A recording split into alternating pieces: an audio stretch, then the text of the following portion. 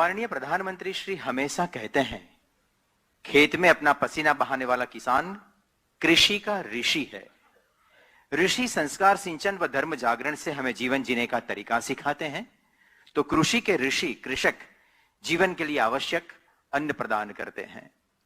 काशी विश्वनाथ धाम जैसे प्राचीन स्थानों के नवीनीकरण से इस देश की ऋषि संस्कृति को और प्राकृतिक खेती के प्रसार से कृषि संस्कृति को नया स्वरूप देकर भारत को विश्व गुरु बनाने संकल्प है माननीय प्रधानमंत्री श्रीमान नरेंद्र मोदी जी।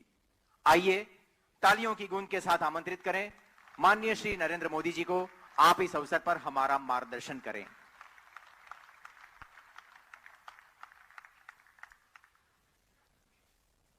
नमस्कार। गुजरात के गवर्नर श्री आचार्य देवव्रत जी, गृह और सहकारिता मंत्री श्री अमित भाई शाह, केंद्रीय कृषि और किसान कल्याण मंत्री नरेंद्र सिंह तोमर जी, गुजरात के मुख्यमंत्री श्री भूपेंद्र भाई पटेल जी, उत्तर प्रदेश के मुख्यमंत्री योगी आदित्यनाथ जी, अन्य सभी महानुभाव, देश के कोने कोने से हजारों की संख्या में जुड़े मेरे किसान भाई और बहनों,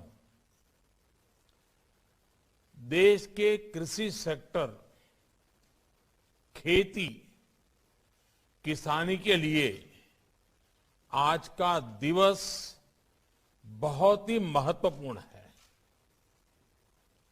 मैंने देश भर के किसान साथियों से आग्रह किया था कि नेचुरल फार्मिंग के नेशनल कॉन्क्लेव से जरूर जुड़े।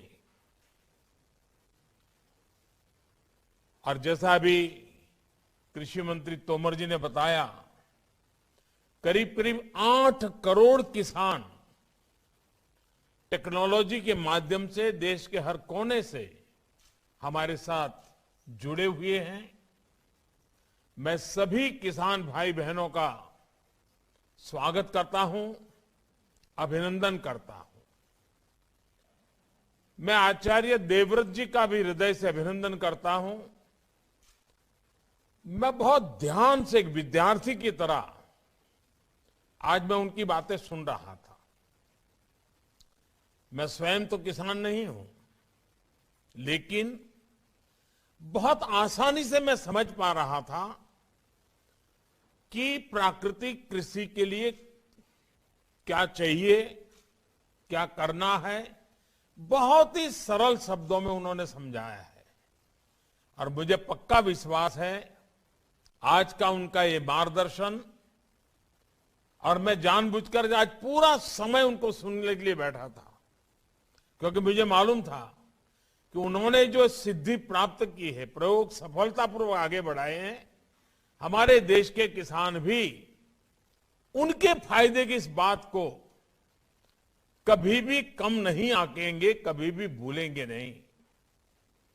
साथियों, ये कॉन्क्लेव गुजरात में भले हो रहा है, लेकिन इसका दायरा, इसका प्रभाव पूरे भारत के लिए है, भारत के हर किसान के लिए है।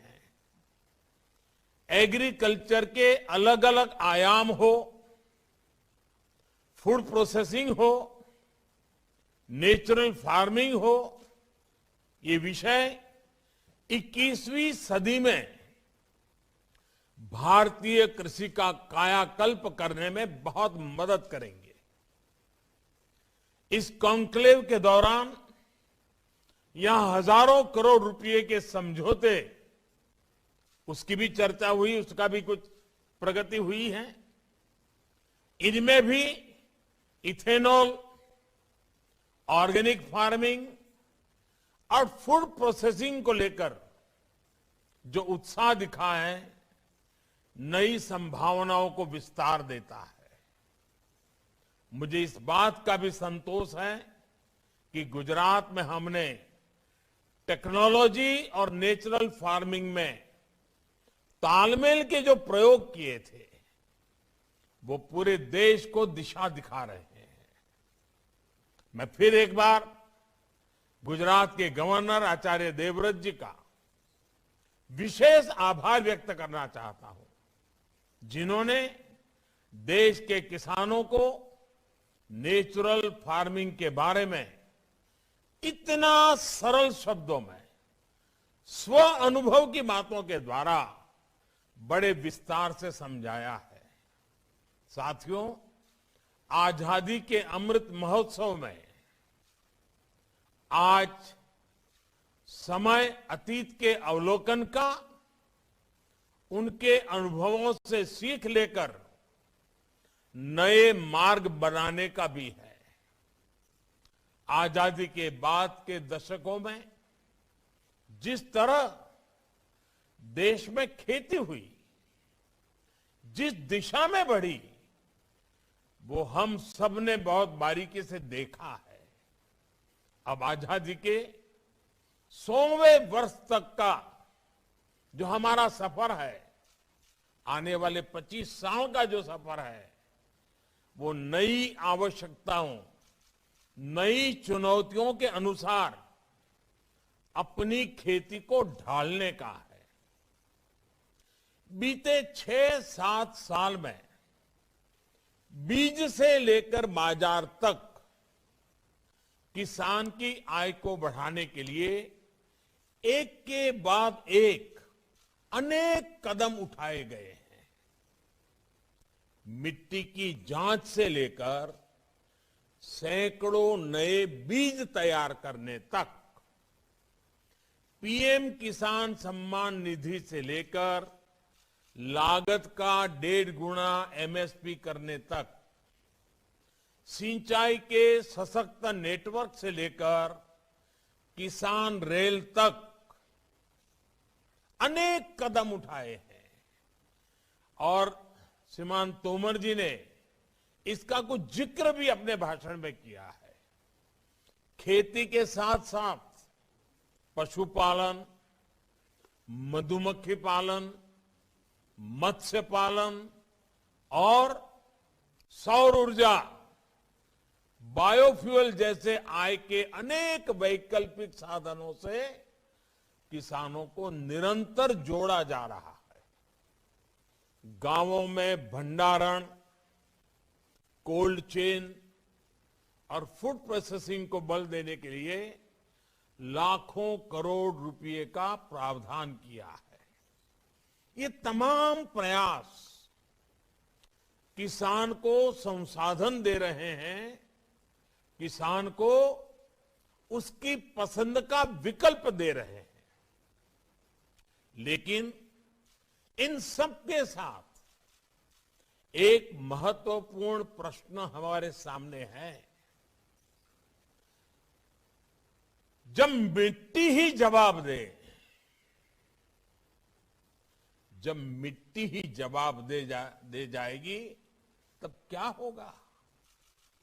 जब मौसम ही साथ नहीं देगा, जब धरती माता के गर्भ में पानी सीमित रह जाएगा, तब क्या होगा? आज दुनिया भर में खेती को इन चुनौतियों से दो चार होना पड़ रहा है। ये सही है कि केमिकल और फर्टिलाइजर ने हरित क्रांति में अहम रोल निभाया है, लेकिन ये भी उतना ही सच है कि हमें इसके विकल्पों पर भी साथ ही साथ काम करते रहना होगा और अधिक ध्यान देना होगा।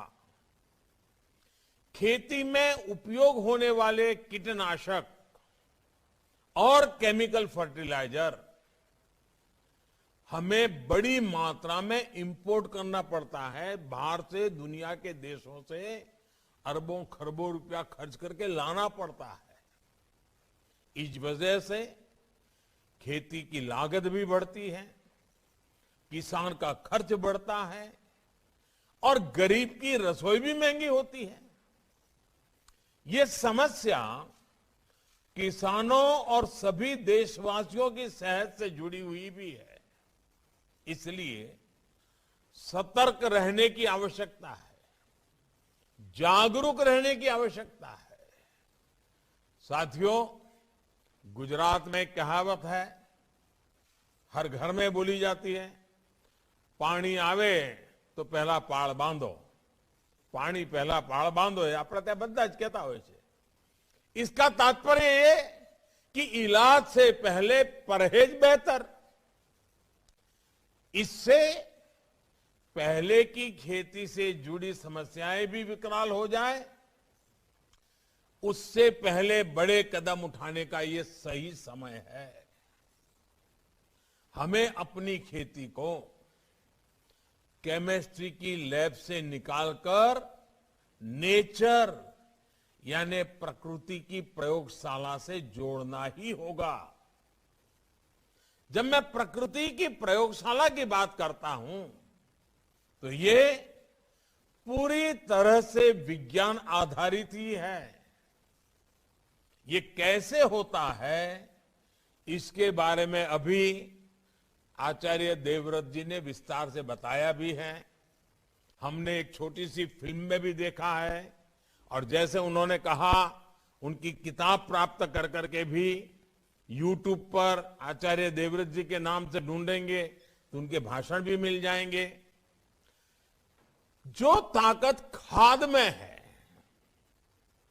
फर्टिलाइजर में है, वो बीज, वो तत्व प्रकृति में भी मौजूद है। हमें बस उन जीवाणुओं की मात्रा धरती में बढ़ानी है, जो उसकी उपजाऊ शक्ति को बढ़ाना है। कई एक्सपर्ट्स कहते हैं कि इसमें देसी गायों की भी अहम भूमिका है। जानकार कहते हैं कि गोबर हो, गोमूत्र हो, इससे आप ऐसा समाधान तैयार कर सकते हैं जो फसल की रक्षा भी करेगा और उर्वरा शक्ति को भी बढ़ाएगा। बीज से लेकर मिट्टी तक सबका इलाज आप प्राकृतिक तरीके से कर सकते हैं। इस खेती में ना तो खाद पर खर्च करना है, ना कीटनाशक पर। इसमें सिंचाई की आवश्यकता भी कम होती है और बाढ़ सूखे से निपटने में भी ये सक्षम होती है। चाहे कम सिंचाई वाली जमीन हो या फिर अधिक पानी वाली भूमि, प्राकृतिक खेती से किसान साल में कई फसलें ले सकता है। यही नहीं, जो गेहूं, धान, दाल या जो भी खेत से कचरा निकलता है, जो पराली निकलती है, उसका भी इसमें सदुपयोग किया जाता है। यानी कम लागत, ज्यादा मुनाफा। यही तो प्राकृतिक खेती है। साथियों, आज दुनिया जितना आधुनिक हो रही है, उतना ही बैक टू बेसिक की ओर बढ़ रही है। इस बैक टू बेसिक का मतलब क्या है? इसका मतलब है अपनी जड़ों से जुड़ना। इस बात को आप सब किसान साथियों से बेहतर कौन समझता है? हम जितना जड़ों को सींचते हैं, उतना ही पौधे का विकास होता है। भारत तो एक कृषि प्रधान देश है। खेती किसानी के इर्द गिर्द ही हमारा समाज विकसित हुआ है, परंपराएं पोषित हुई है, पर्व त्योहार बने हैं। यहां देश के कोने कोने से किसान साथी जुड़े हैं। आप मुझे बताइए, आपके इलाके का खान पान, रहन सहन, त्योहार, परंपराएं, कुछ भी ऐसा जिस पर हमारी खेती का, फसलों का प्रभाव न हो? कुछ भी नहीं है। जब हमारी सभ्यता किसानी के साथ इतना फली फूली है तो कृषि को लेकर हमारा ज्ञान विज्ञान को कितना समृद्ध रहा होगा, कितना वैज्ञानिक रहा होगा। इसलिए भाइयों बहनों, आज जब दुनिया ऑर्गेनिक की बात करती है, नेचुरल की बात करती है, आज जब बैक टू बेसिक की बात होती है, तो उसकी जड़ें भारत से जुड़ती दिखाई पड़ती हैं। साथियों, यहां पर कृषि से जुड़े कई विद्वान लोग उपस्थित हैं, जिन्होंने इस विषय पर व्यापक शोध किया है। आप लोग जानते ही हैं, हमारे यहां ऋग्वेद और अथर्ववेद से लेकर हमारे पुराणों तक कृषि, पाराशर और काश्यपीय कृषि सूक्त जैसे प्राचीन ग्रंथों तक, और दक्षिण में तमिलनाडु के संत तिरुवल्लुवर जी से लेकर उत्तर में कृषक कवि घाघ तक हमारी कृषि पर कितनी बारीकियों से शोध हुआ है। जैसे एक श्लोक है, गोहितः क्षेत्रगामी च कालजो बीज तत्परः, कालज्ञो बीज तत्परः, वितंद्रः सर्वशास्त्राढ्य कृषको न अवसीदति। अर्थात जो गोधन का, पशुधन का हित जानता हो, मौसम समय के बारे में जानता हो, बीज के बारे में जानकारी रखता हो और आलस न करता हो, ऐसा किसान कभी परेशान नहीं हो सकता, गरीब नहीं हो सकता। ये एक श्लोक नेचुरल फार्मिंग का सूत्र भी है और नेचुरल फार्मिंग की ताकत भी बताता है। इसमें जितनी भी संसाधनों का जिक्र है, सारे प्राकृतिक रूप से उपलब्ध हैं। इसी तरह कैसे मिट्टी को उर्वरा बनाएं, कब कौन सी फसल में पानी लगाएं, कैसे पानी बचाएं, इसके कितने ही सूत्र दिए गए हैं। एक और बड़ा प्रचलित श्लोक है, नैऋत्यार्थ ही धान्यानाम जलम भाद्रे विमोचयते, मूलम मात्र तो संस्थाप्य कार्य जज मोक्षणम। यानी फसल को बीमारी से बचाकर पुष्ट करने के लिए भादों के महीने में पानी को निकाल देना चाहिए। केवल जड़ों के लिए ही पानी खेत में रहना चाहिए। इसी तरह कवि घाघ ने भी लिखा है, गेहूं बाहें, चना दलाएं, धान गाहें, मक्का निराएं, उख कसाएं। यानी खूब वाह करने से गेहूं, खोंटने से चना, बार बार पानी मिलने से धान, निराने से मक्का और पानी में छोड़कर बाद में गंगा बोने से उसकी फसल अच्छी होती है। आप कल्पना कर सकते हैं, करीब करीब 2000 वर्ष पूर्व तमिलनाडु में संत तिरुवल्लुवर जी ने भी खेती से जुड़े कितने ही सूत्र दिए थे। उन्होंने कहा था, तोड़ी पुडुड़ी कच्छचा उणक्किन पीड़ी थेरुवम बेंडादू सालप पड़ुम। अर्थात, if the land is dried so as to reduce 1 ounce of earth to quarter, it will grow plentifully even without a handful of manure. साथियों, कृषि से जुड़े हमारे इस प्राचीन ज्ञान को हमें न सिर्फ फिर से सीखने की जरूरत है, बल्कि उसे आधुनिक समय के हिसाब में तराशने की भी जरूरत है। इस दिशा में हमें नए सिरे से शोध करने होंगे, प्राचीन ज्ञान को आधुनिक वैज्ञानिक फ्रेम में डालना होगा। इस दिशा में हमारे आईसीएआर जैसी संस्थानों की, कृषि विज्ञान केंद्रों, कृषि विश्वविद्यालयों की भूमिका बहुत बड़ी हो सकती है। हमें जानकारियों को केवल रिसर्च पेपर्स और थियरीज तक ही सीमित नहीं रखना है, हमें उसे एक प्रैक्टिकल सक्सेस से बदलना होगा।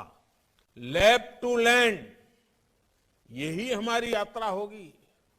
इसकी शुरुआत भी हमारे ये संस्थान कर सकते हैं। आप ये संकल्प ले सकते हैं कि आप नेचुरल फार्मिंग को, प्राकृतिक खेती को ज्यादा से ज्यादा किसानों तक ले जाएंगे। आप जब ये करके दिखाएंगे कि ये सफलता के साथ संभव है, तो सामान्य मानवी भी इससे जल्द से जल्द जुड़ेंगे। साथियों, नया सीखने के साथ हमें उन गलतियों को भुलाना भी पड़ेगा जो खेती के तौर तरीकों में आ गई है। जानकार ये बताते हैं कि खेत में आग लगाने से धरती अपनी उपजाऊ क्षमता खोती जाती है। हम देखते हैं कि जिस प्रकार मिट्टी को, और ये बात समझने जैसी है, जिस प्रकार मिट्टी को जब तपाया जाता है तो वो ईंट का रूप ले लेती है और वो ईंट इतनी मजबूत बन जाती है कि इमारत बन जाती है। लेकिन फसल के अवशेषों को जलाने की हमारी यहां परंपरा सी पड़ गई है। पता है कि मिट्टी तपती है तो ईंट बन जाती है, फिर भी हम मिट्टी तपाते रहते हैं। इसी तरह एक भ्रम ये भी पैदा हो गया है कि बिना केमिकल के फसल अच्छी होगी ही नहीं, जबकि सच्चाई इसके बिल्कुल उलट है। पहले केमिकल नहीं होते थे, लेकिन फसल अच्छी होती थी। मानवता के विकास का इतिहास इसका साक्षी है। तमाम चुनौतियों के बावजूद कृषि युग में मानवता सबसे तेजी से फली फूली आगे बढ़ी, क्योंकि तब सही तरीके से प्राकृतिक खेती की जाती थी, लगातार लोग सीखते थे। आज औद्योगिक युग में तो हमारे पास टेक्नोलॉजी की ताकत है, कितने साधन हैं, मौसम की भी जानकारी है। अब तो हम किसान मिलकर के एक नया इतिहास बना सकते हैं। दुनिया जो ग्लोबल वार्मिंग को लेकर के परेशान है, उसका रास्ता खोजने में भारत का किसान अपनी परंपरागत ज्ञान के द्वारा उपाय दे सकता है। हम मिलकर के कुछ कर सकते हैं। भाइयों और बहनों, नेचुरल फार्मिंग से जिन्हें सबसे अधिक फायदा होगा वो है हमारे देश के 80% छोटे किसान। वो छोटे किसान जिनके पास 2 हेक्टेयर से भी कम भूमि है। इनमें से अधिकांश किसानों का काफी खर्च केमिकल फर्टिलाइजर पर होता है। अगर वो प्राकृतिक खेती की तरफ मुड़ेंगे तो उनकी स्थिति और बेहतर होगी। भाइयों और बहनों, प्राकृतिक खेती पर गांधी जी की कही ये बात बिल्कुल सटीक बैठती है। जहां शोषण होगा वहां पोषण नहीं होगा। गांधी जी कहते थे कि मिट्टी को अलटना, पटलना, भूल जाना खेत की गुडाई भूल जाना एक तरह से खुद को भूल जाने की तरह है। मुझे संतोष है कि बीते कुछ सालों में देश के अनेक राज्यों में इसे सुधार आ रहा है। हाल के वर्षों में हजारों किसान प्राकृतिक खेती को अपना चुके हैं। इनमें से कई तो स्टार्टअप्स हैं, नौजवानों के हैं। केंद्र सरकार द्वारा शुरू की गई परंपरागत कृषि विकास योजना से भी उन्हें लाभ मिला है। इसमें किसानों को प्रशिक्षण भी दिया जा रहा है और इस खेती की तरफ बढ़ने के लिए मदद भी की जा रही है। भाई और बहनों, जिन राज्यों के लाखों किसान प्राकृतिक खेती से जुड़ चुके हैं, उनके अनुभव उत्साहवर्धक है। गुजरात में प्राकृतिक खेती को लेकर हमने बहुत पहले प्रयास शुरू कर दिए थे। आज गुजरात के अनेक हिस्सों में इसके सकारात्मक असर दिखने को मिल रहे हैं। इसी प्रकार हिमाचल प्रदेश में भी तेजी से इस खेती के प्रति आकर्षण बढ़ रहा है।